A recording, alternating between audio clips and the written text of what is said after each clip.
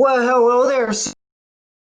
Welcome to Network of Influence. This is a really interesting event, to say the least. Most of you that have like, what is this? What am I at here? Some of you maybe heard things, some of you maybe not. Maybe some of you networked, maybe some of you didn't. Well, I want to just welcome you either way. Excited to have you guys here. For you guys that are here, I want to see what you guys do. Put it in the I see these comments are blowing up already. So who here is excited for the guests that we've got here? Not only today, but days. I've got a couple of my in to kind of share some insights of what they do and how they serve their way to success. So super excited to have our very first guest. We're going to get this ball rolling very quickly. Normally, I do an intro for about 20 minutes, kind of explain the process of everything that we're doing. I'll have plenty of time over the next 3 days to share these insights. We're going to be here for 2 hours a day for the next 3 days, and I'm going to be sharing with you some people that serve their way to success and do business with entrepreneurs. We're going to do a bunch of giveaways. Put your wallets away. There is nothing for you to buy at this event. And if somebody tries to sell you something, you better come tell me. Nobody should be selling you anything today. We only have free gifts, a bunch of giveaways, some education and collaboration. So the only thing you're really going to need is this handy little dandy thing right here, your little cell phone. So, I showed you Frank Shankwitz's cell phone number there if you got it. So if you have a cell phone and you are within the United States, you can play along in this program. If you are outside of the US, send me an email and I will get you access to whoever you want access to, because there are some international guests that we have here today. Man, if you saw the Rolodex of everyone who's here today, woo, it's exciting. You guys are going to meet some pretty awesome people. But right now, we are going to get started with our very first interview. You all know his organization if you don't know his name. The company he founded has granted more than 500,000 wishes since its inception. Yes, I am talking about the Make-A-Wish Foundation. We have the creator and co-founder of this organization, Frank Shankwitz, whose story became a biopic you can watch right now on demand on Netflix. And it even qualified for Academy Award on Best Picture.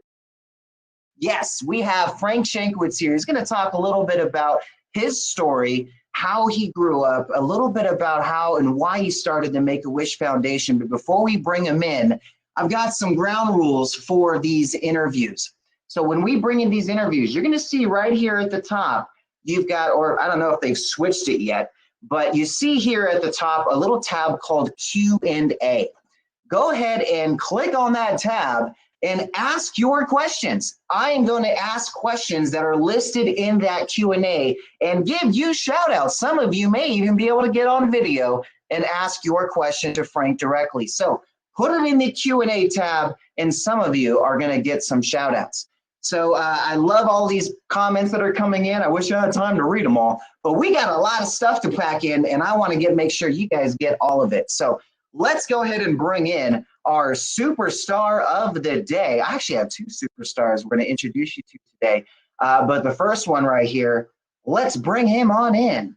So as we bring him in, I want to share with you a really exciting process. Welcome to how you doing, brother? Hey, Manny. Thanks for the invite. It's so much fun. Oh, man, this is going to be fun. And you guys all hear him okay? I just saw how some comments go through. I'm getting a little bit of an echo on my end.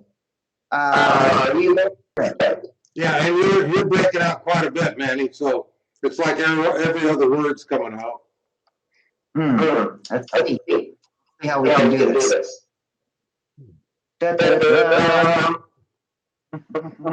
Okay, let's try this right now. I'm going to call you on my phone.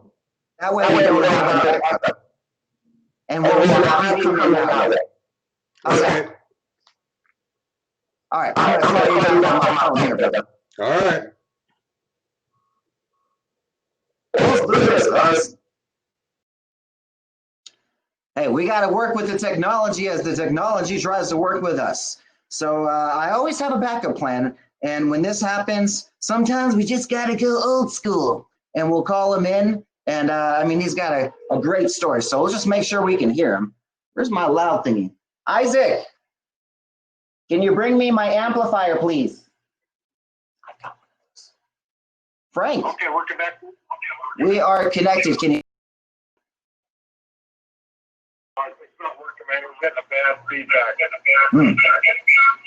Oh yeah, we're getting a mad echo there. Turn off the audio on there. We don't need that audio. So you can turn down your computer audio.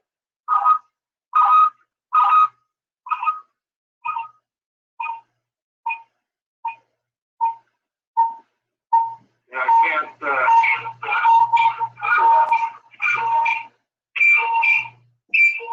Hold on, let me pause me.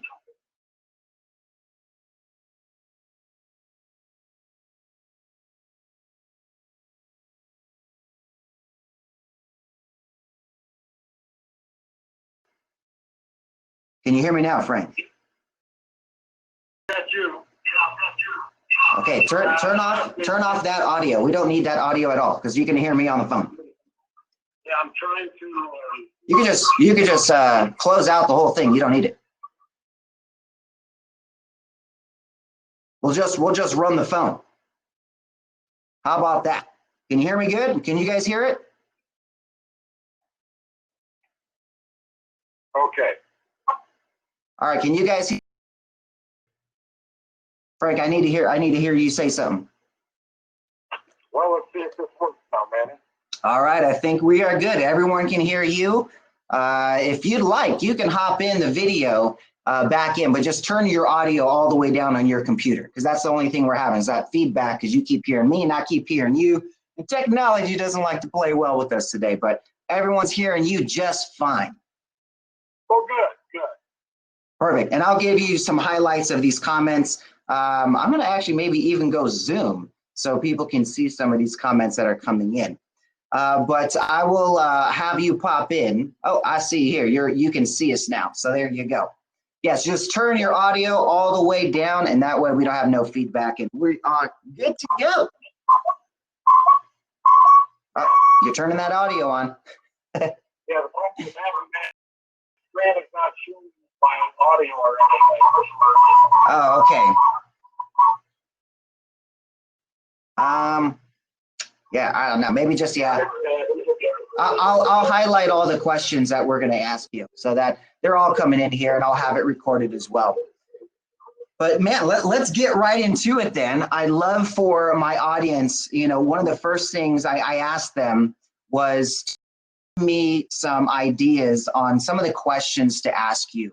And most of the questions all came back to the origination of the Make-A-Wish Foundation itself. So let's give them a quick highlight of how you started and what you did to create the Make-A-Wish Foundation.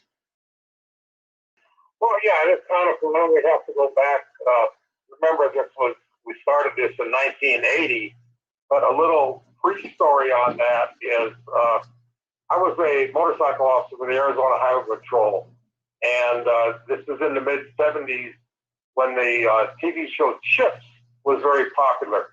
And if anybody remembers Chips at all, it was the adventures of two California Highway Patrol motorcycle officers, Punch and John, and very popular with the children.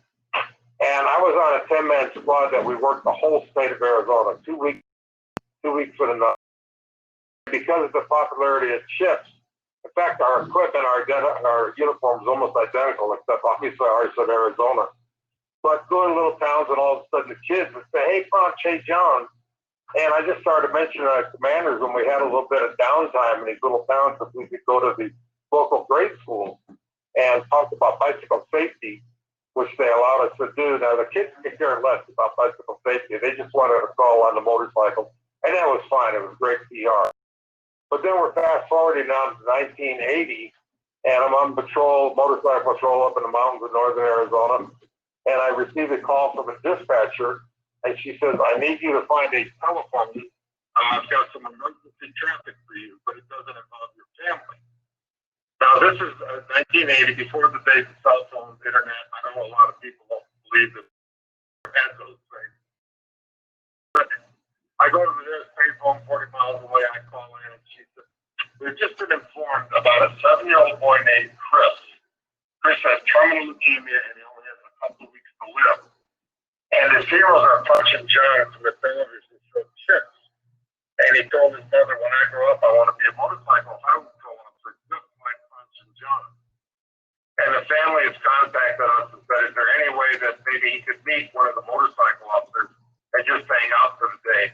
His doctors, now this little boy's in a hospital bed on IVs, but the doctors have said he's strong enough to do this for the day.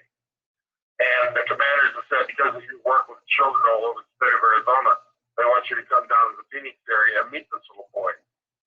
Now, they had times that where our state police helicopter would take him to the hospital and bring him to our headquarters building. And they timed it that way. I'm up to the landing zone. The helicopter coming in. Now, I've never met this little thing.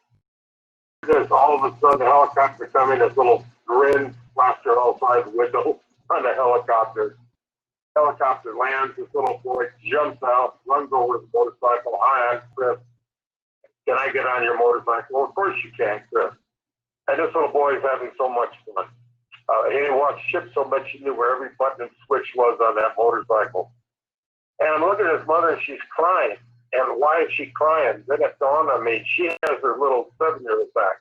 He's not in a hospital bed on IVs. He's running, jumping, and having a good time. But Chris went on that day to become the first and only highway patrol motorcycle officer in the history of Arizona Highway Patrol, complete with a custom-made uniform that we had made for him, his own badge, which is still assigned to him today, his helmet, his smoky hat that we gave him also. But most important to him, his motorcycle wings that we wear on our uniform. And his wish became true to become a motorcycle officer. Unfortunately, Chris passed away a couple days later, and our commanders said, "We've lost a fellow officer. We learned he's going to be buried in a little town in southern Illinois, and I want you and your partner to go back and give him a full police funeral," which we did.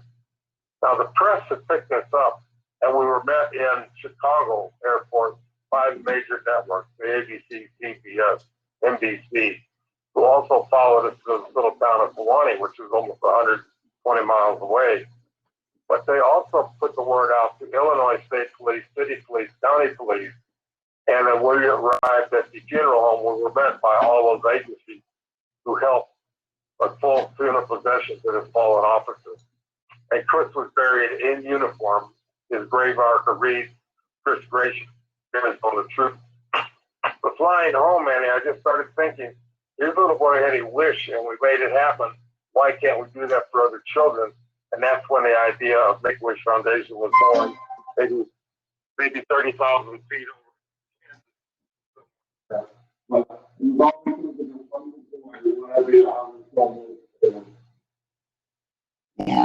And I think that's just an amazing story. If you look at it, I mean, you have this kid who was terminally ill, didn't have really motivation to keep going on, and being that he was able to make a small dream of his come true, it allowed you to be able to build upon a dream that was more than just for you and for something that you wanted to create, something to build for somebody else.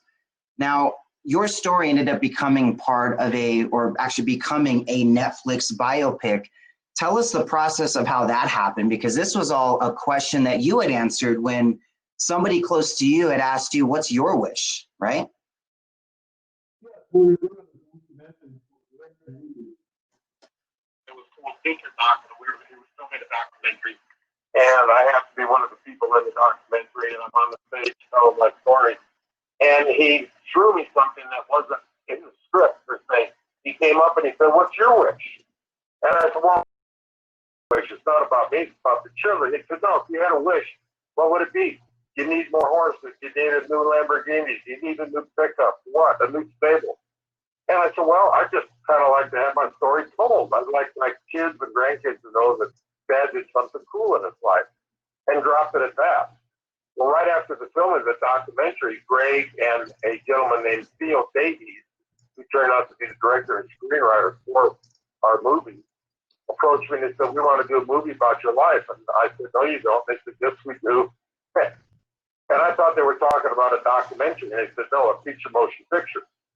And I've been involved with Hollywood before. And I said, "Well, we'll do this as long as I have complete screen approval rights to the screenplay." And we haggled on that, signed the contract, and then for the next 2.5 years, wrote the screenplay. And it took so long because, you know, movies are based on a true story, which means they're embellished quite a bit. Yeah. And now I knew we didn't want to do a documentary, Mm-hmm. but I just wanted to make sure they didn't embellish too much. And that's why it took so long to write the screenplay. Theo Davies, who wrote the original screenplay, what a fantastic job he did. Oh, yeah. Along with the producers, the actors, everybody else, like you said, a low-budget independent film, but yes, we became qualified for a Best Picture nomination for the Oscars last year. Wow. And that was really surprising.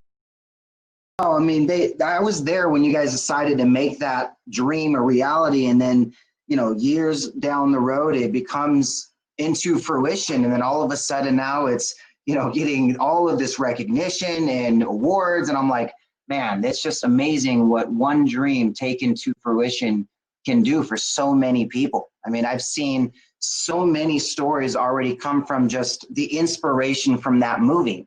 Now, a few of our have some questions. We have already 15 questions so far. And guys, if you have questions, put them in that little Q&A tab, and we'll get to as many as we can for you. Rachel Cipriano asks, she is, what is the greatest experience you had granting a wish? Oh, that's so hard to answer because, you know, over 500,000 wishes, but probably I'm going to have to say the first official wish. Chris was the inspiration to start the foundation. We didn't get our first official wish until March of 1981. Yet when we started the foundation, man, children with terminal illnesses. None of these children survived these leukemias or anything. And our first official wish in March of 1981, a 7-year-old boy with leukemia, only a few weeks to live. And his wish was to go to Disneyland. And it took all sorts of networking that with the Disney people to grant that wish because they had never heard of us, and we've learned later Disney gets a bogus request. And all we wanted was would like free admission to the park, and this boy's in a wheelchair can get in front of the line. Well, finally Disney agreed to that, and they gave us so much press nationwide because of that first wish that it just opened up the door for Make-A-Wish nationwide. And Disney continues to be, now 40 years later, one of the biggest sponsors and supporters, really hundreds of millions of dollars, and so many thousands of children go into the Disney World, Disneyland, etc. Wow, that is awesome.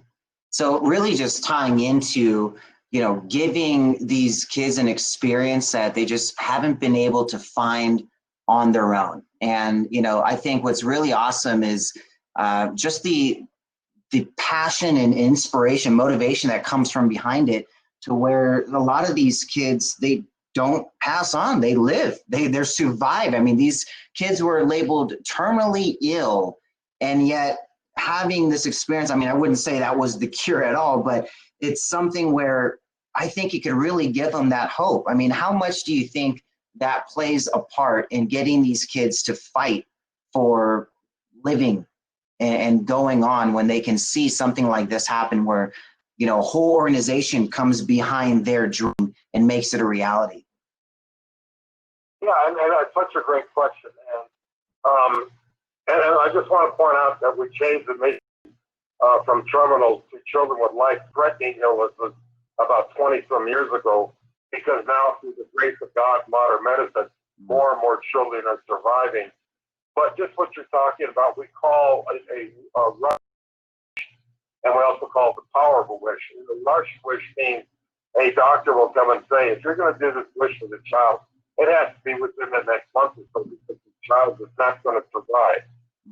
The child goes on a wish, a travel wish, or some meet somebody, have something, whatever it might be, and they come back and they go in total remission. And I'm talking thousands of children now since we started this go in total remission. And we call it the power of a wish. And I call it, you know what, the child went out and did something they wanted to do, and they said, the heck with this illness. I just have a lot more to do in life. And I'm so fortunate on my speaking events where an adult will come up to me afterwards and say, I'm a wish child. And then tell a story how they survived. I think that right there is the best part about, I think, with what you do. I mean, I've seen it happen so many times. They come up to you and they're crying and they're talking their stories and how it's just impacted their life. And you're like the highlight of the whole event. And man, just what you do is just, it's changed so many lives, and not just the 500,000 wishes that you guys have already, put out there, but you have also impacted their families and their circles and their, friends and the whole community. I love it. Susan Bond asked, go ahead. Yeah, and just for the child, before the family. Exactly. And that's when we did this alternative. The whole family is going through what the child is going through. So let's say it's a travel wish, a Disney time wish, the most popular. Let's get the whole family going. Forget about hospitals, doctors, everything else. Forget about expenses. But we will just take care of the whole family.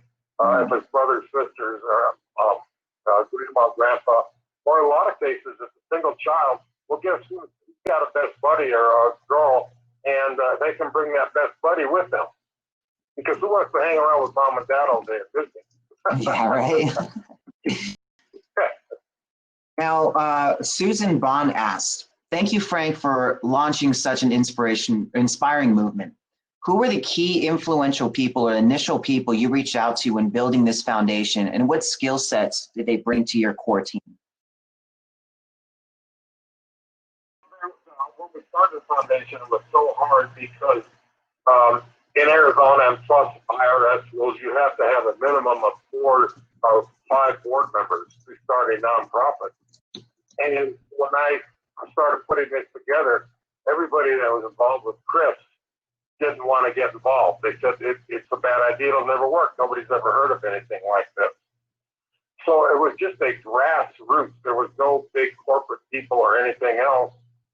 Finally found that Chris's mother came on board, my motorcycle partner, a wife of the highway patrolman, and another individual from the highway patrol, just everyday type people putting this together. So you didn't choose based on skills, you just kind of chose based on passion? Yes, exactly. And how do you start a nonprofit? You go to the library. This is, again, before the days of internet. You go to the library, there used to be a thing called library cards. Well, it still is. How to start a nonprofit, what do you need, and that. And just brainstorm. And people say, you're giving me accolades that you did this. Well, I didn't. We had a group of people that made it happen. And the same today. I mean, we're so successful, but it takes literally thousands of people around the world, because we have 45 international chapters now on 5 continents, and in 62 chapters in the United States. And it just takes thousands and thousands of volunteers worldwide to make this happen. Wow. Man, that's impressive, because I think a lot of people think they need a certain skill set on their dream team to really build something. And it really just takes people going out there and taking action on something they want to do. I mean, I think you've kind of really put the nail on the head there. Young entrepreneur, which very interesting, young entrepreneur. Maybe it's somebody, we have a whole group of kids that are actually joining us from a school. These are all kids under 18. So this is probably one of them. Now, this is something that's going to hit very close to home with me, because this is the whole reason why we do these events. Thank you. So I have a program called From Orphan to CEO. A lot of you guys coming onto this are coming onto this event for the very first time. And a couple of years ago, I had a conversation with God that literally told me, help the orphans, you have no fear. And after starting to look into what I could possibly do, I started looking in the statistics, and 2 out of 3 of the kids that are aging out of foster care are ending up dead, homeless, or in jail. And that's a statistic I want to reverse. I want to see 2 out of 3 of these kids, not dead, homeless, or in jail, but have a mentor, understand entrepreneurship, and own their own business. You know, I come from the foster care system myself. I was left in a car at just 18 months and then put into foster care for many years, suffering everything from malnutrition, abuse, neglect, and even torture. And today I fight for these kids because mentorship, entrepreneurship, and faith is what helped me get out from being homeless twice to now being a paid consultant to over wide and really having the lifestyle that these kids want. I'm married. I've been with my wife since high school. I've got 3 beautiful children. I'm serving my way to success. And this question goes along perfectly with that. This young entrepreneur says, hey, Frank, I've been connected to you via email recently through our mutual connection through Level Up Seattle. Would you mind talking a bit about your interest in helping foster youth in need? Oh, I'm so glad they brought that up because as you mentioned about foster kids, and this is one of the new nonprofits that I've helped develop. Back I'm the chairman for. It's called Level Up Homes in Seattle. And I'm going to go back to my law enforcement, 42 years in law enforcement. And during that time, I did a undercover narcotics officer and was picking up a lot of kids, 18, 19, 20 years old, selling dope. And what's wrong with you? Why? I'm a foster kid. I can't tell you how many times I heard that. And I didn't understand. So what? Well, at 18 years old, they boot us out. We have nowhere to go. And I started realizing that now, all these years later, I was coached to develop this Level Up Homes. And what it is for foster children, when they turn 18, that we will develop group homes for them to go live in and from 18 to 23. And that will give them a chance to finish high school. Biggest thing will give them security in a home environment. But it'll give them a chance to finish high school, to enter college if they want to enter the job market. I love one of our board members said, learn how to become new adults, not young adults, but new adults. Yes. But it just gives them a safe haven to develop into that new adulthood. And like I said, we're in Seattle. We've got our first one going, and we're just, things are shut down now, you know, economy-wise with donations, etc. But we've already got requests from all over the nation. How do we get like a chapter like Make-A-Wish? How do we get a chapter in LA, San Diego, Salt Lake City, etc.? And I think this is going to be one of the new big nonprofits, the people from Seattle that we're putting this together. I love it. And this is going to be really good for kind of like the resource creating as well.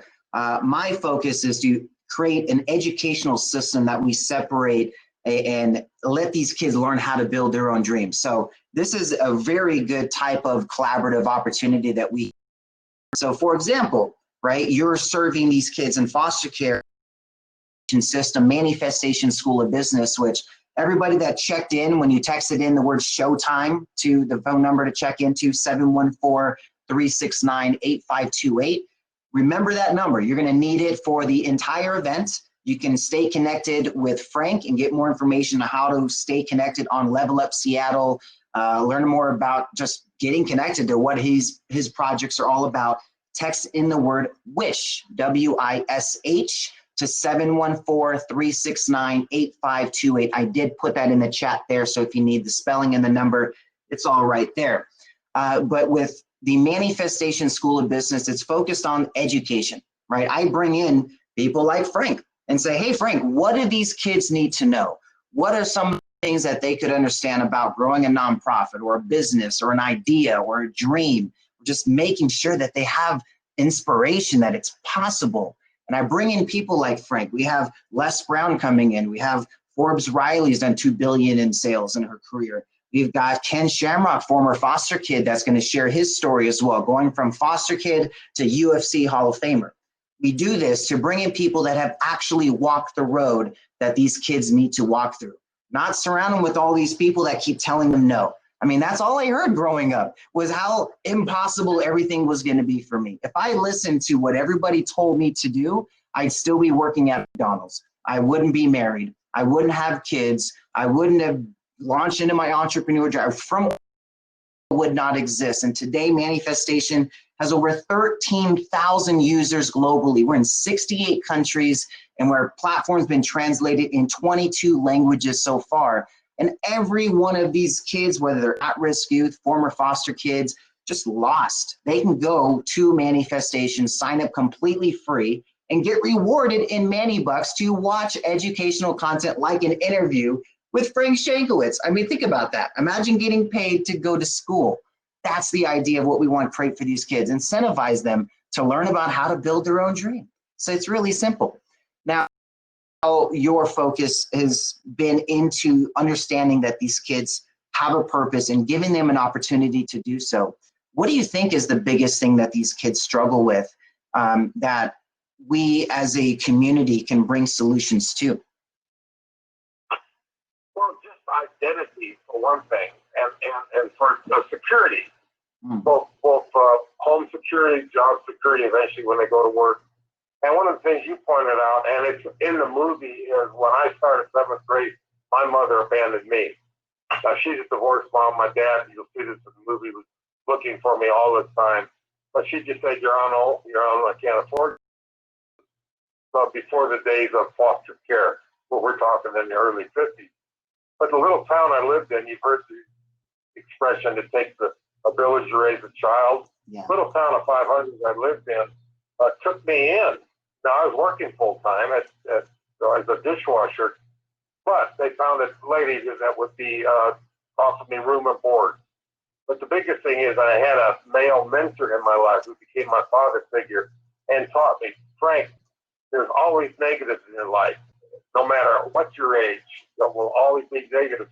But learn to turn positive.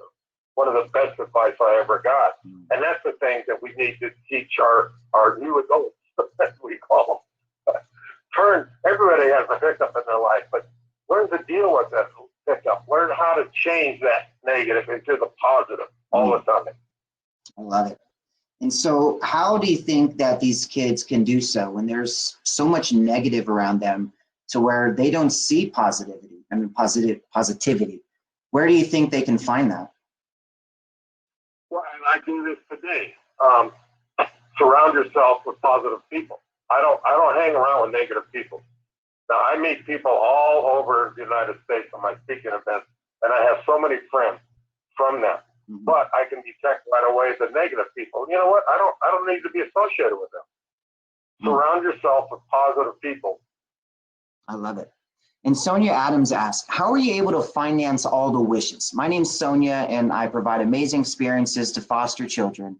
I use a lot of my own funds, looking to find resources to provide programs. So she's got a really awesome program, and she literally funds this stuff out of her own pocket.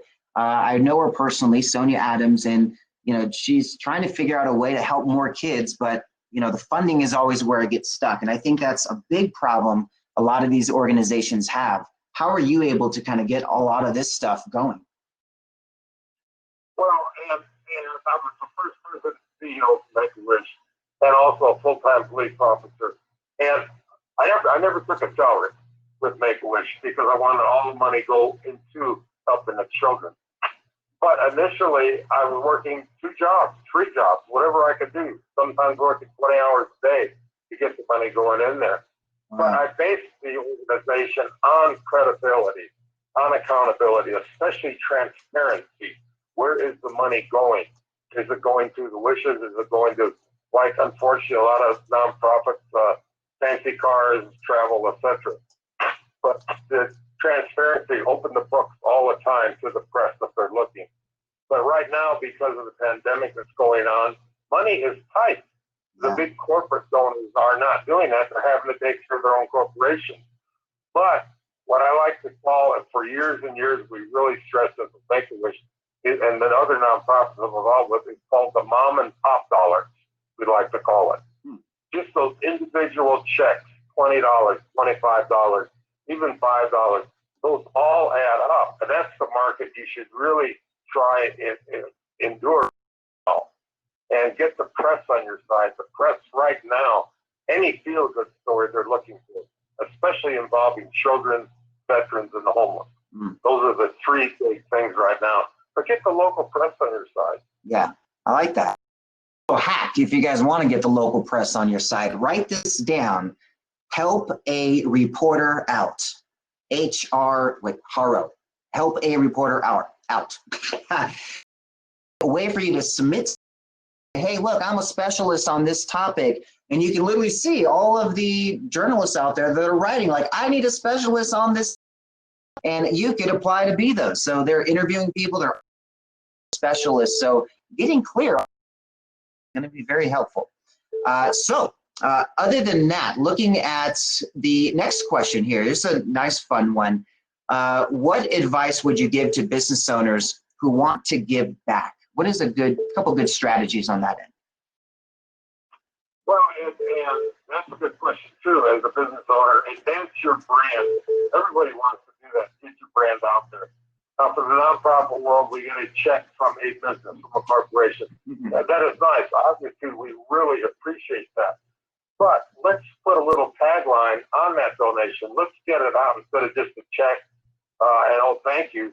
Let's get, again, the press on the side. Let's really blow this up. Let's say what so-and-so corporation or business is doing to get the press coverage on that. And I'll give you a little example here in my little town. I'm involved with what's called U.S. Vets, a nonprofit. We find the homeless veterans. We get them into temporary housing, counseling, job training, job placement, permanent housing. And we needed a van and go to the local dealer, I won't mention which one, and say, listen, we need a brand to do that. Well, sure you can. As a matter of fact, we're going to just wrap that van, donate it by, and make sure the TV station follows, the local newspapers follow, and everybody else, and get your brand out there. Well, they did that, and all of a sudden their sales just skyrocketed because they say, wow, look what this car dealer is doing for the community. That's just an example of how to advance your brand. Now, let me repeat what he just said there, guys. Maybe, I don't know if you heard how that strategy worked, but a very simple way to say, look, I will partner with you. You donate in kind, in a sense, your product, your service. We promote it as a feel-good opportunity. You help give the community. That's a very powerful strategy there, Frank. Man, thank you for that. I appreciate that. It works. It does. I mean, I utilize a lot of that leverage to create a lot of relationships to say, hey, look, you partner with me on helping these kids and I'll support what you do in your programs to get you out there to more people. So it's always about creating that good win-win scenario that helps both of you at the same time, right? It can't always just be one-sided winning there. Forbes asked, this is Forbes Riley. So she asked, Frank, I love the movie so much. What's something that you would tell your younger self? I like that one. Well, what I tell my younger self, and Les Brown, this is a quote from him. What a great gentleman. I enjoy sharing the stage with both of these sports and Les. But I recall Les saying one time, fill your own cup first, which is a mistake I never did. Meaning that financially, money coming in, fill your own cup so you can take care of yourself, your family, whatever it might be. And then when that cup starts overflowing, that's when you can start giving back, helping the community, helping other people. And that's a mistake I made my whole life. I never filled my cup until just recently. But I think the other thing is you don't have to have money to give back. That was a lesson I was taught also as a youngster. All you can give back is your time. You don't always have to have money to give back. That is so true, my friend. So looking at what you've got going on right now, the power of your strategy, I mean, what is it today? You've got your movie out, you've got your book, you've got, your legacy is, I would say, solidified. What's next for Frank Shankwitz? Well, we're really still promoting the movie. In fact, Netflix, we're now 18 months on Netflix, which, what a thrill. Yeah. For a low-budget entertainment movie to be received that well. But the biggest thing, Manny, is I'm now involved with nonprofits across the nation that are new, that we're developing, like I mentioned, Level Up Homes, but other nonprofits, again, involving children, veterans, homeless. And that just keeps me busy, getting these things going, keeping them running. Just a lot involved with that. So it's just kind of expanding and scaling that message, right? I think, even the massive impact. Think about this, guys. The massive impact Frank is having, and he's still saying, we've got to tell more people. We've got to help more people. we still have to serve more people. I mean, think about this. This guy's put a legacy out here. You would think he would just want to sit back and retire and just hang out, but no, he wants to go out there and he wants to serve more people. He showed up today to give you guys education, collaboration, and resources. So I really thank you for joining us today, Frank. And, you know, with all the technical difficulties, we still got your message out. No matter what they try to do to stop me, I still make it happen for you guys. So that's what it's all about. I wanted to do one little shout out here. Kristen says, tell Frank thank you for sending my whole family to Disney World 20 years ago when my 5-year-old son with a rare form of leukemia. My 4 kids were so grateful. My son was healed. That's amazing. Oh, right there. Yeah, I love that. that's amazing. Yeah. Like I say, through the grace of God, modern medicine, so many of these children did survive. That's the best part about it, you know. And then when you see these wins that we can keep creating, you know, I think that's what it's all about. Now, I want to be respectful of your time. I asked you for 30 minutes, so I'm going to try to keep it to that much as we can. So what is one last thing you want to leave with my audience and something that we can share with my From Orphan to CEO students? Well, and the message of the movie, the theme of the Wishman movie is everyone can be a hero. And how to be a hero, just help somebody out, just give back in some way. Remember, it doesn't have to be money. It could be your time, your ideas, just your effort. Just everyone be a hero to somebody. You can be a hero, my friends. And that's I think, you know, better said by taking action on these ideas, guys. I mean, we see it every time. It's, you know, go out there and take action on something that you want to do. Whether it's be a hero, go out and create and build your own dreams, serve other people. It's just about helping, right? Become a community benefit and an asset to your own community. So thank you for your time, Frank. I so 100%. We've got 18 more questions that we couldn't get to. So with your permission, I'll send you those questions and maybe you can get some answers for us. How about that? I'll try and do it. And Manny, thank you for the invitation. I really enjoyed it. Oh man, that's I 100%, man. This was really fun. So what a great way to kick off our Network of Influence event. And any last words for our audience, my friend? All right, have a good one.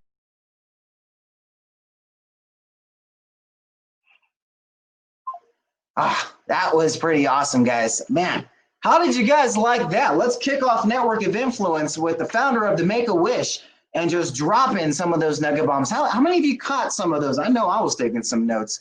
If you're wondering why I was cutting out video, I wanted to make sure we just had no issues. I heard some audio problems that you guys were having. So instead of looking at my ugly mug, you can look at my nice plastic mug right there. So here's what we're going to do right now.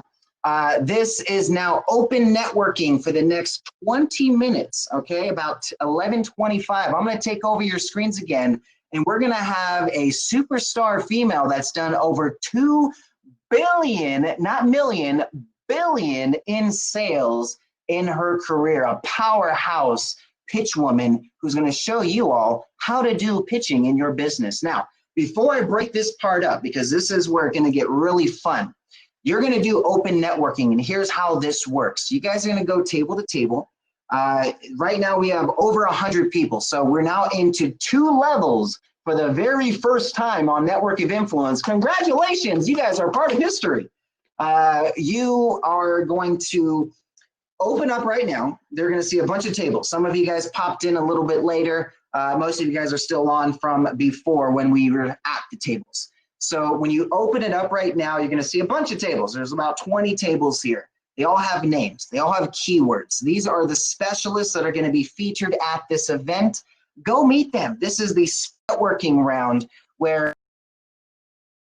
and tell people what I like to call your art of business. Okay, this is your audience result in time frame. Okay, so if this is the first time you're hearing this, put in the comments, first time. I've never heard of what the art of business is, Manny. Tell me more. If this is your multiple time hearing art of business, tell me, Manny, I've heard this, but again, tell me more. I'm just messing with you guys. I'm having some fun. All right, so a couple of this is your first time. All right, well, here's what the art of business means, guys. People really want to know when they ask you, hey, what do you do? Because that's what you're going to be hearing every time you go to a table. hey, what do you do? What do you happen about? What are you here for? Right? You guys hear it all the time, whether you're networking online or you're networking in person. It's the most common phrase, and most of you get stuck at that. Some of you go rambling on for 10 minutes about everything that you do. Some of you like, oh man, that's a great question. I do so many things. I can't name it. Here's how you can simplify it, guys. Focus on the art of business. People only want to care about the audience you work with, the result that you get that audience, and the time frame they can expect to start seeing some results. It's that simple. So when somebody asks you, hey, what do you do? The first thing you should say is, I work with this type of audience. This is the audience I get the best results with. Now remember, you don't work with everybody. Don't be a chameleon to everybody. It's not going to work with that way. You got to be a specialist. So be specific. Everybody is either going to know your audience or be your audience. Most of you guys here are going to be speakers, coaches, authors, and consultants, and you do business with entrepreneurs. If I am right, give me a heck yeah. No. I'm going to have a lot of fun for these 3 days, guys. This is like my fun time. I'm stuck at home with 3 crazy kids. And no, I'm just kidding. I'm having some fun. But we're going to have some fun. All right. So here's the way it's going to work, guys. I'm going to open it up to networking. When you go to a table, if no one's talking at the table, double click on another table. Don't be stuck where you don't want to be. Okay. Make sure people are networking. If they're not networking, it ain't going to work for you. All right.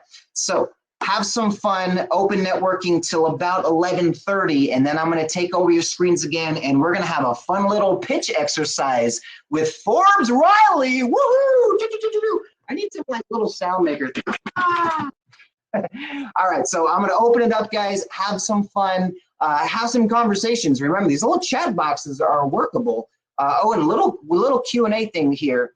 Not Q&A thing. Little highlight here. If you have a conversation one-on-one with somebody, you can download that conversation. So all the little conversations back and forth, that data, you can download it. You can't download the general chat. So if you're just putting stuff in the general chat, you can't copy and paste that info. You can't download it.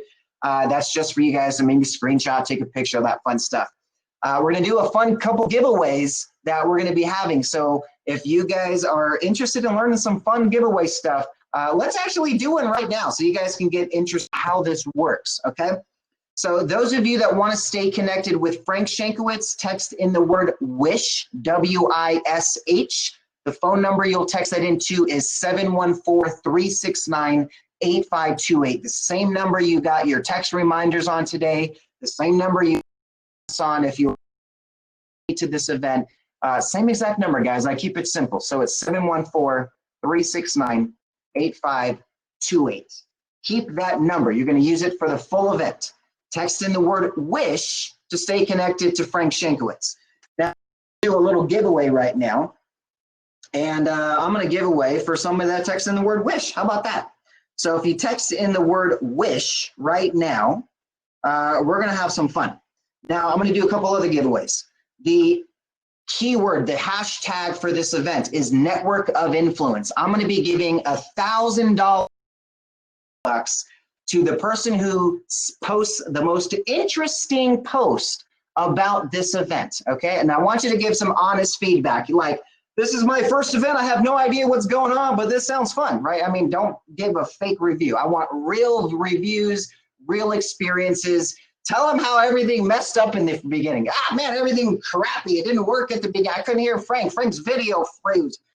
Be honest, have fun. I want to see the most interesting post on either Facebook or Instagram with the hashtag Network of Influence. I'm going to pick one person each day to win $1,000 in Manny bucks, and we'll highlight them each day. So the hashtag is Network of Influence. I'm going to put that in there, Network of Influence. All right, so very simple there. Whoops, it's all backwards because I had it all caps. Sorry there. Network of Influence. All right, let's get you guys to some networking so you stop staring them out, ugly mug. All right, guys, have some fun for the next 21 minutes. Network, find some connections, meet some new people, and then we're gonna get back to some fun giveaways and experiences. Oh yeah, I gotta pick a winner here. All right, so what can I pick to win? Let's see. Let's pick a smart app. How about that? All right. So the technology that I am known for is a universal smart apps. Okay. And it's a technology to allow you to really kind of put everything in one place. If you want to see an example of it, manifestation, when you text it in Showtime, if you haven't gotten my platform yet, text in Showtime, okay? That way you'll see what an example of a smart app is. One of you guys are going to win right now. This is the introductory platform of this. So just text in Wish. There we go, Wish. Somebody text in Wish. Wish or Showtime, pick any one. I'm gonna pick a winner right now. This is how it's gonna play, okay? I'm gonna pick a winner by you guys texting in certain keywords. Every one of our members that are being featured today, tomorrow, and Thursday have a free giveaway for you. So they all have a giveaway that you guys can walk away with completely free. Everyone gets one, right? And then one of you out of each member's giveaway has a special giveaway that they're giving away. So a lot of giveaways, huh? They're very fun. Just think, a lot of stuff you're gonna walk away with, okay? And it's all free. So you're gonna have fun. Stop calling me, people. Why are you guys calling me? Stop calling me. You're not gonna reach me today. Right now, it's just all text, okay? And if you guys have questions, text me. I see all of these. Right now, we're at like 150 messages, but I'm gonna see it. Somebody put Showtime with tacos. I like that one. That was a good one. All right, let's pick a winner. I'm gonna pick a winner right now. You're gonna win a Universal Smart Site. This is a $1,000 program. I'm gonna just pick a winner. Somebody that texted Showtime or Wish is about to win. Well, let's win. All right, let's see. Did they text in? Oh, they texted in Showtime and Wish. I like you, whoever this is. All right, Kristen Strawn, congratulations. Last four, 7603. Kristen Strawn, you are the winner of a Universal Smart Site. Congratulations. All right, now let's get to some networking. All right, so I've taken up enough of your time, and it's 11:11. Perfect timing. All right.